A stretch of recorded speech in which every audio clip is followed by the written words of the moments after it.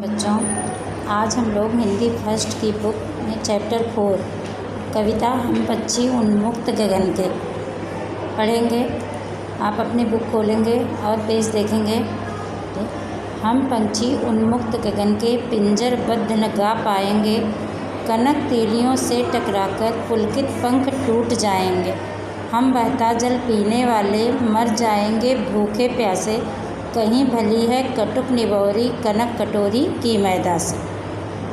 तो इसमें शिवमंगल सिंह सुमन जी ने एक पक्षी के माध्यम से मनुष्य की गुलामी के कष्टों को प्रकट किया है कि जब हम स्वतंत्र होते हैं तो चाहे हम बुरी से बुरी परिस्थिति में भी हों, हम संतुष्ट होते हैं, सुखी होते हैं। लेकिन हमें बहुत सारा सुख प्राप्त हो, लेकिन हम किसी के गुलाम बनकर रहें तो वह जीवन हमारे लिए नर्क के समान होता है। तो यही एक पक्षी के माध्यम से, एक चिड़िया के माध्यम से कवि ने इस भाव को व्यक्त किया है कि एक पक्षी है जो अपनी गुलामी से दुखी होकर अपनी व्यथा को सबके सम्मुख प्रकट करता है और कहता है कि हम पंछी उन्मुक्त गगन के, उन्मुक्त मतलब स्वतंत्र रूप से विचरण करने वाले, गगन मतलब आकाश में, कि हम पक्षियों की विशेषता है स्वतंत्र आकाश में उड़ना।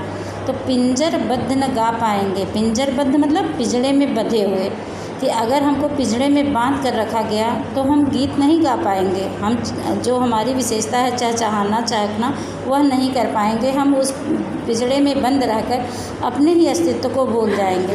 कनक तीलियों से टकराकर पुलकित पंख टूट जाएंगे, कि भले ही हमारे लिए सोने का पिंजरा बना दिया जाए। कनक मतलब होता है सोना और तीलियाँ मतलब तीली की पिंजरा देखा होगा आप लोगों ने कि पिंजरे में तीलियाँ बनी होती हैं। तो भले ही मेरा पिंजरा सोने का ही हो, सोने की तीलियों से बना हो, लेकिन उन तीलियों से टकराकर हमारे जो पंख हैं वो टूट जाएंगे। हमारे पंख तभी पुलकित होते हैं जब हम स्वतंत्र रूप से आकाश में विचरण करते हैं। हम बहता जल पीने वाले मर जाएंगे भूखे प्यासे, कि हम लोगों की तो यह विशेषता है कि हम उड़ते हुए जाते हैं, जब हमें प्यास लगी तो नदी में बह रहे पानी में हमने अपनी चोंच डुबो ली, हमारी प्यास बुझ गई।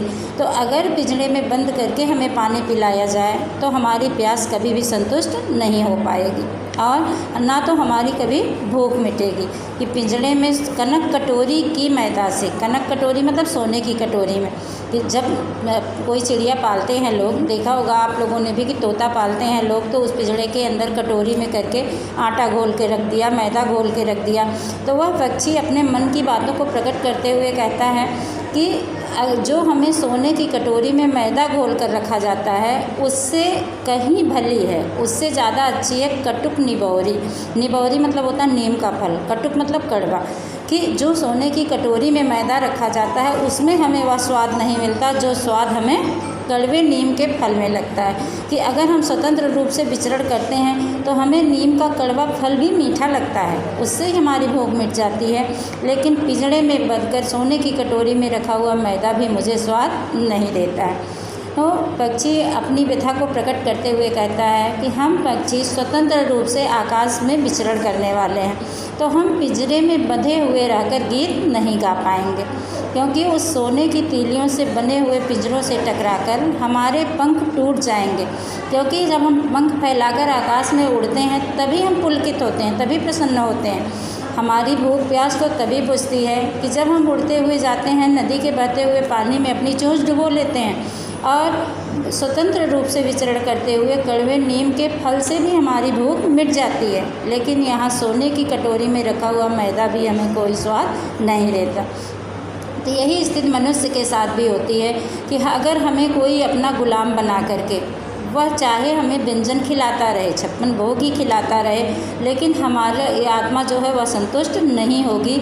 हमारी आत्मा तब संतुष्ट होगी जब हम स्वतंत्र रूप से सूखी रोटी खा करके अपने घर में सोएंगे, तो हमारे मन को संतुष्टि मिलती है, हमारे मन को शांति मिलती है।